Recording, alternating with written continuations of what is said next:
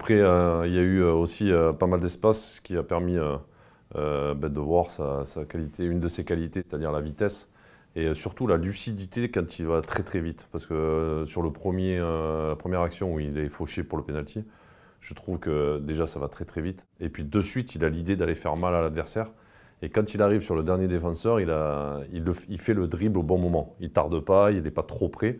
Et de suite pour aller essayer d'éliminer sur cette vitesse-là. Sur son premier but, l'enchaînement est fantastique. Dans un petit périmètre, de pouvoir faire ce contrôle, le crochet pour aller chercher l'espace libre et puis enchaîner cette frappe cadrée. Il a été tranchant, il a été lucide, ses qualités se sont exprimées.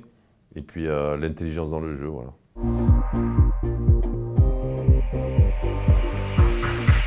Je pense que ça fait partie d'une étape supplémentaire. Il a été décisif en équipe de France, on l'attendait, il y avait une énorme attente, encore plus là pendant la Coupe du Monde. Et il répond présent de nouveau, donc oui, c'est une étape supplémentaire par rapport au parcours qu'il souhaite lui. Il a toujours envie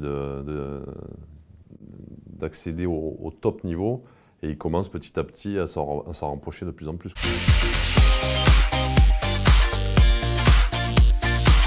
Pour moi, Griezmann reste quand même le leader de cette attaque.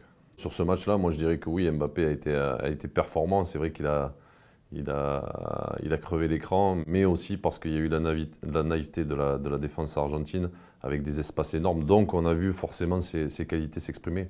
Après, moi je reste persuadé que Griezmann est le liant dans cette animation offensive et dont profite aussi Mbappé. Et c'est aussi intéressant d'avoir des qualités différentes dans cette ligne d'attaque parce qu'il y a Giroud qui peut être un point d'appui, il y a Griezmann qui est quand même cette vision du jeu qui peut alimenter assez rapidement, et puis Mbappé qui a cette vitesse, en plus de cette technique et de cette lucidité.